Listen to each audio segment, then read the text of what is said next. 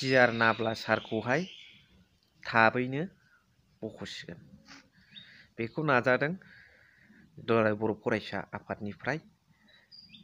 लोगोसे बिथांखौ बख'नो थाखाय भारतनि हादरगिरि प्रेसिडेन्ट अफ इन्डिया द्रौपदी मुर्मुजों बिथांमोना माखासे कन्टेक्टआव फैगासिनो दं।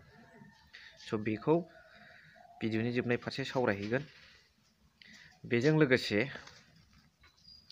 सुबुंफ्रा थैनो रोङै जासिगोन बेखौबो सावरायगोन। लोगोसे दुलाराय बर' फरायसा आफादनि सिङावनो मोनसे बड' मादार्स एस'सिएशन बर' बिमा गौथुम दानाय जाबाय। दा बेनि सोमोन्दै फारियै भिडिअनि गेजेरजों सावरायलांगोन। नैबे जुथुमानि थान्दै मेलाव दुलाराय बर' फरायसा आफादा बड'लेण्ड आन्दलननि सासे दैदेनगिरि एनडिएफबिनि बारग' आफादगिरि रन्जन दैमारि आरो बिथांमोननि सा 7 लोगोसे एनडिएफबि एसनि सा 56 जायफोरा हाइकर्टआव एनआइए कर्टआव आरो सुप्रिम कर्टआव आइननि भाबै बेखौ दिहुननायनि थाखाय जि प्रक्रिया सोलिगासिनो दङ, बे खामानिखौथ' जों ज' मावगासिनो। नाथाय महामहिम भारतनि राष्ट्रपति महामहिम आसामनि राज्यपाल बिथांमोननो जोङो रेहाय होनायनि थाखाय बिथांमोननिफ्राय जोङो बेबायदि मोनसे आपिल खालामनानै डेलिगेट हाउसनि थांखि बायदियै बर' हारिनि लुबैनाय बायदियै बिथांमोननो जों लाइजाम लिरनो थाखाय जों थांखि लादों, मिजिंथिदों। बे गासैबो बिथिंफोरा फैबाय थानाय समाव जोङो मोनफा मोनफायै बेखौ मावफुंगोन आरो जेंना सुस्रांनायाव जाहाथे जोङो मोनसे मोजां सलुसन मोनगोन होननानै जोङो मिजिंथिदों। गोजोन्थों।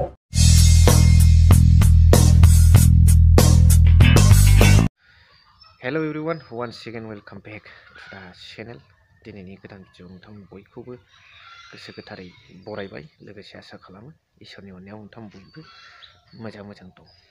स' दुलाराय बर' फरायसा आफादनि सिङावनो बड' मादार्स एस'सिएशन दुलाराय बर' फरायसा आफादनि कनस्टिटिउसननि गेजेरजोंनो सोलिनाय गाइडलाइनजोंनो सोलिनाय मोनसे बर' बिमा गौथुम दानाय जाहैबाय। आबोब बादि मोनसे आबोबा एक्सट्रा गावहानो निजे इन्डिपेन्डेन्ट मोनसे कनस्टिटिउसन दं हिसाबै बेहा बे थागोन। बेनिफ्राय आरो नैबे खौरां मोननाय बादिब्ला बर' बिमा गौथुमाहाय दुलाराय बर' फरायसा आफादनि आदेशजों सोलिगोन। दा बेनि खामानिया जाहैबाय आइजोफोरनि सायाव जाहैबाय अयथासार माखासे समाज फोसाबनाय। दि मोजां हाबा मावनायाव गौथुम दानायाथ' वेलकाम, हाबाखौ मावनांगौ, खिन्थु निउट्रेलि भाबै मावनांगौ। खारन दुलाराय बर' फरायसा आफादनि कनस्टिटिउसनजोंसो बेयो थांगोन नालाय। आरो नैबावहाय खुनु मोनसे राजखान्थियारि लाबालाब बेखौ नायनानै लाब गैया, गावबा गाव थाखायो बियो। बेजों लोगोसे मोनसे निउसाव बड'लेण्ड बुब्लियावबो नुदों आङो, सुबुंफ्रा 2030 उननिफ्राय थैनो रोङै जासिगोन होननानै बड'लेण्ड बुब्लियाव होनायाव होनदों। आरो आंथ' खोनानो मोन्दोंमोन पार्सनेलि गिदिर धर्मगुरुफोरनिफ्राय आरो धर्म सभाफ्राव थाङोब्ला सासेल' अनलि वान बे सारा जगत संसाराव इसोराल'नो थैनो रोङा होननानै, गुबुन बाखिया साफा जोबजोबो थैजोबो होननाय। दा सुबुंफ्राबो बिदि बेथ' आसरित ना, आसरित। निउसावबो फाग्ला फैयोलै आरो दिरुनग्राफोर नाजायोना। ओमफ्राय आरो नैबे मोनसे निउसाव बड'लेण्ड बुब्लि होननाया बे उसुर आरो इसोर बे थैनो रोङै बिदि होनदों। सोर उसुर सिनेमानि? बिसोरथ' थैयो, बुथार जालायबाय थायो माथो। अनलि वान सिंगोलाल' फुरा अल इन अल। दा बे थांबाय, बेसेबां सैथो नुनायसै 2030 सिमाव मा जायो। अमर जानानै मालाय मा खालामबाय थानो, नङा होमबा? जाय हक बे चेप्टारखौ बारहोदो। दिनै मोनसे सिरियास खोथाया जाहैबाय दुलाराय बर' फरायसा आफादा लाइजाम लिरनो थांखि लादों डियार नाब्ला सार रन्जन दैमारि सारखौ आरो लोगोसे जेसेबांनाखि गिदिर गिदिर केसाव गोग्लैनानै थानाय एनडिएफबि केडार्सफोरखौ बख'नो थाखाय टु दा प्रेसिडेन्ट अफ इन्डिया द्रौपदी मुर्मुनो थांखि लानायाथ' मोजां, थान्दै मेलनि गेजेरजों बिथांमोना लादों, मावनोबो हानांगोन।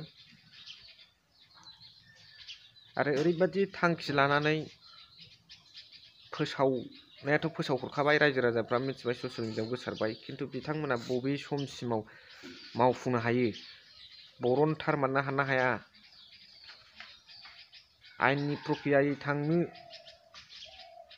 होनदों, दा बे आयेननि प्रक्रियायै बिथांमोना थांनो बेसेबां थियारि, बाथ्राया बेबो मोनसे फैयो। आरो दिनै बिथांमोना बे स्टिक लिरनायनि गेजेरजों, आयेन कानुन खारनायनि गेजेरजों, बिटिआर दफायावथ' लिरनाय गैखाया जाबाय, दफानि गेजेरजों जेबो नों नारसिननो हाखाया। बाथ्राया बेसो, we are not able to force Indian government through the BTR agreement for the immediate release of Ranjan Daimary and our NDFB cadres also'. The बेनो, दा बिथांमोना बेबादि मोनसे नाजानायाथ' जोंनि थाखाय, रायजो राजाफोरनि थाखाय मोजां बाथ्रा। इलेक्सन पारपास बा ओरैनो माबा मोनसे लाबा लाबनि थाखाय बेबादिल' जानो नाङा। जास्ट जों रन्जन दैमारी सारखौ लुबैयो उदां अख्राङाव फैनांगौ। बिथांमोनजों लोगोसे गिदिर गिदिर केसाव थानाय हेनान्स नन हाइनान्स गासैबो, लोगोसे एम बाथा सार, बिथाङाबो गबानो जाबाय। जोंहा बर'फ्रा ग्रोम ग्रोम रायजो जानांगौ, सान्थि सुखि जानांगौ, मोजाङै डेभेलप जानांगौ सान्थि भाबै। दि नों थानाय सोरबा थानाय थालाबायबा जाया, खिन्थु रायजो राजाफ्राबो गोजोननाय मोनाना।